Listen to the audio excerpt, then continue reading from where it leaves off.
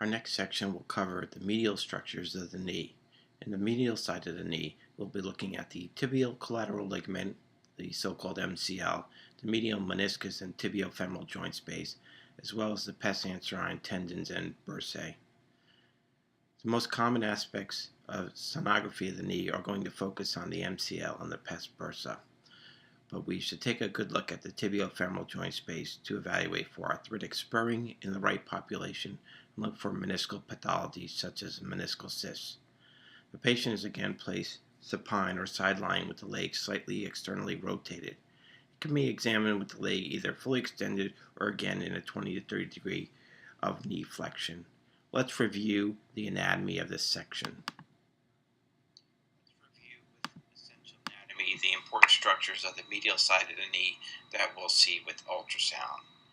We're going to look at the front of the knee here. I'm going to slightly rotate our model to the medial aspect.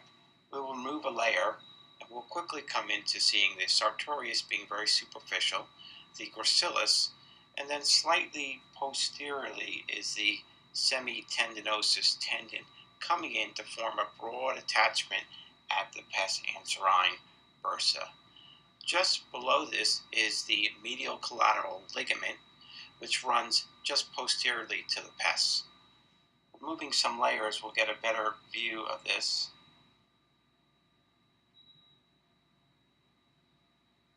Structure, which is a very long structure running down and attaching about 1 centimeter to 2 off of the tibial tubercle. Just below the tibial collateral ligament, over the joint line, sits the medial meniscus, which should be evaluated as well.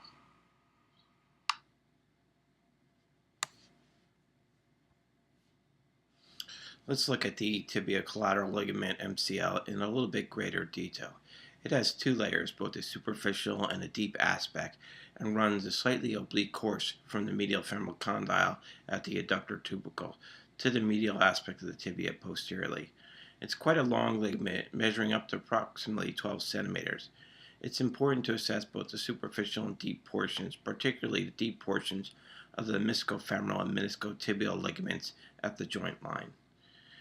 Let's review how to scan this in the longitudinal plane, focusing on that view first.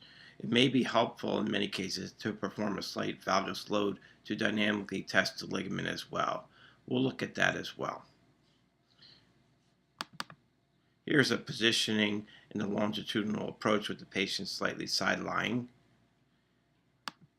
And here's the view we will look at with the MCL here, the meniscus here, and the meniscofemoral and meniscotibial portions, respectively. Here's a long view of the MCL, noting its length. It's important to look at the underlying saphenous artery, vein, and nerve, which sits in this location over the tibia.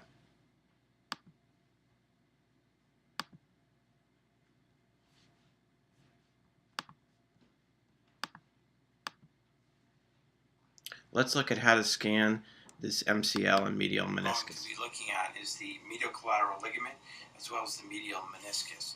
To look at that, we're going to place the probe directly over the medial joint line, and we're going to be looking at the medial collateral ligament above and then the medial meniscus below. It's important to follow that meniscus at all its range, looking at the posterior aspect of it as well. The medial meniscus sits here with the femur above and tibia below. The MCL is sitting above here. It does send fibers both to the meniscotibial and the meniscofemoral. The MCL is a long ligament that runs all the way up top to the adductor tubercle here, and then we can follow it down. And as we follow it down, you have to make sure you keep your probe directly on the tibia as it comes down. It has a very long, broad attachment coming all the way down into this zone here. Last but not least, we want to show a little bit of a stress test of the MCL. You can do this with the patient prone by dropping the foot off the table, and then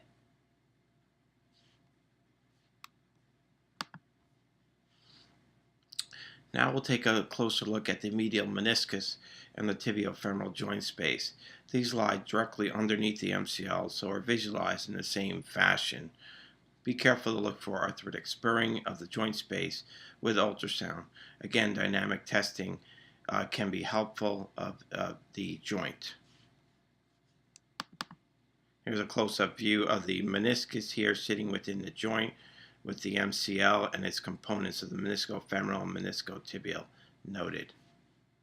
Again, positioning is noted.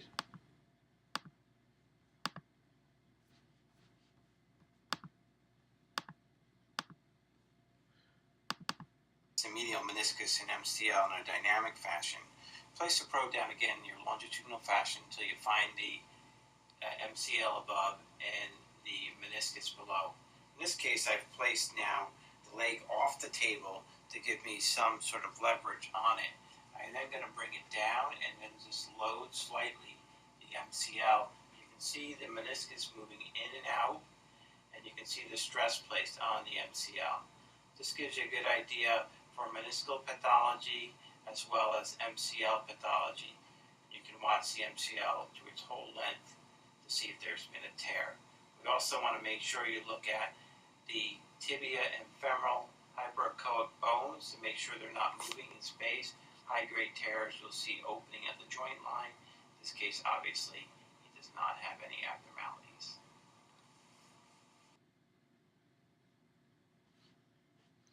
Let's last finish by looking at the pes anserine tendons and bursae. The pes anserine is made up of tendons of the sartorius, gracilis, and semitendinosus. Its tendons form a broad goosefoot attachment at the proximal tibia, slightly anterior to the MCL. The attachment is approximately 1 to 2 centimeters medial and distal to the tibial tubercle. The sartorius is very superficial muscle originating at the ASIS and running obliquely in the anterior thigh to join up with the gracilis and semitendinosus. It remains primarily muscular until its insertion. The gracilis is lying more medially in the thigh and originating from the ischium.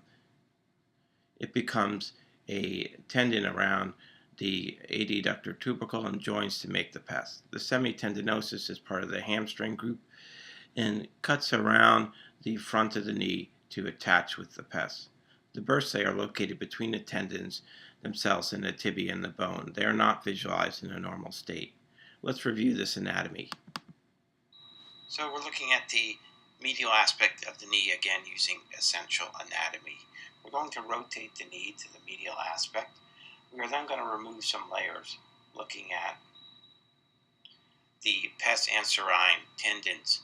This is the sartorius, this is the gracilis, and then way in the back wrapping around here is the semitendinosus. This would be the semimembranosus, which does not attach at the pes.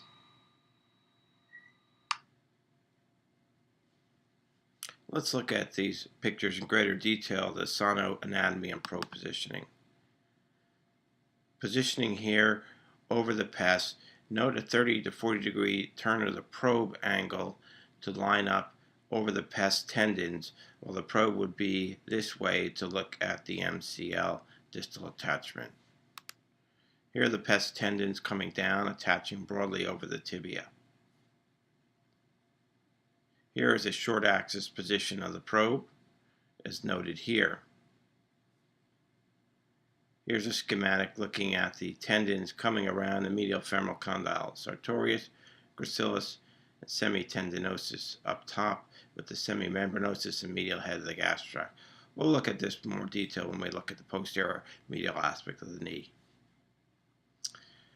Looking at the more proximal aspect just above the joint, we have the sartorius, gracilis, semitendinosus, and then coming down further, sartorius maintains its muscle while the gracilis and semitendinosus are small tendons. Important to note also the saphenous nerve and vessels, which come underneath the sartorius between the sartorius and the gracilis. As we go down towards the pes bursa, the sartorius turns into a smaller muscle and tendon, and the gracilis semitendinosus remain small tendons.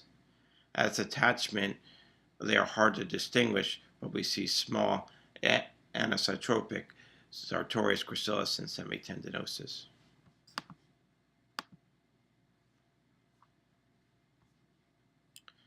Let's look at how to scan this. It's important to realize when we scan this that once you are distal to the MCL, pivot the probe approximately 30 to 40 degrees to line up longitudinally over the pes tendons. It will be difficult to distinguish each tendon in the longitudinal plane. If you desire to do this, you should go a short axial scan and slide down very carefully, examining each tendon individually. Let's look at how we do this. The next structure to look at is the pes bursa, which is the most difficult area, or one of the more difficult areas of the knee to look at. We're going to look at it first by finding our MCL, as we just did previously. We will then follow the MCL to its most distal aspect towards its attachment. As you come down to it, you'll see some hypoechoic and isoechoic spots here, which represent these tendons in a oblique fashion. Once I have this down at this location, I will then rotate the probe approximately 30 to 40 degrees to line up on those tendons coming down. And here they are coming in this fashion right here, coming down and attaching to the tibia, following them up, staying on the tendons here as they come down. That is the pes tendons longitudinally. We also want to see those tendons, and we see them much better in a short axial plane. To see them better, we start by putting the probe at the distal third of the thigh and finding first the semitendinosus tendon at this location. And then we will follow those tendons down in this sort of pattern, and we'll go over this in greater detail in a second. But following this in the probe as the probe comes all the way down to its attachment. So let's review that in this, looking at these positions in greater detail. Position 1, we're looking at the distal third of the thigh where we see the semitendinosus tendon.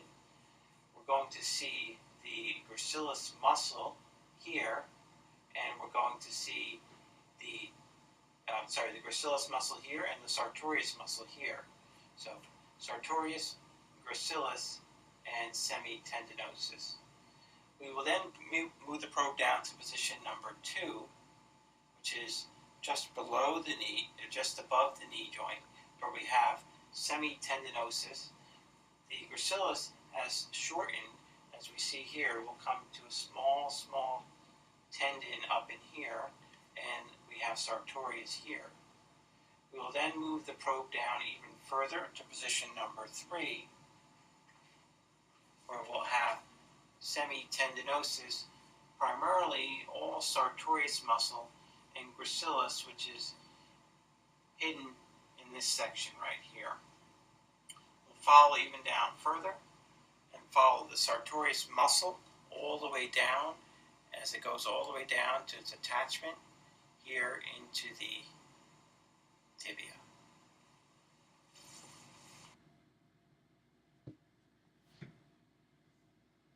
That will cover our medial section of the knee. We will review a bit of the posterior medial structure in the posterior view and get another look at these tendons.